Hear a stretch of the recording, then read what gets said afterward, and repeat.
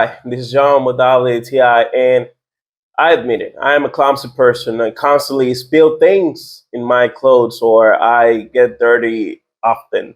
So this is where this spraying wash comes into play. So one of the things that I like the most from here is that the other day, for example, I bought a second use shirt. I liked it a lot. And while I was trying and checking out if everything was going to be all right, it had a couple of stains. So I had this guy here. I sprayed it once, two, three times, let it dry, and then I put it in the washing machine. Result, after it was no stain at all. So this spray and wash has this formula that I don't know how, but it just works.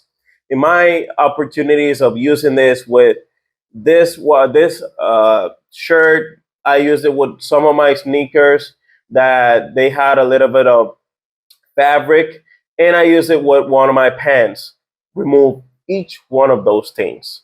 So if you're looking for a good option that's going to be helpful for those hard stains that maybe one wash could not take, this guy here does the work. So this was John with ATI, and that was my point of view.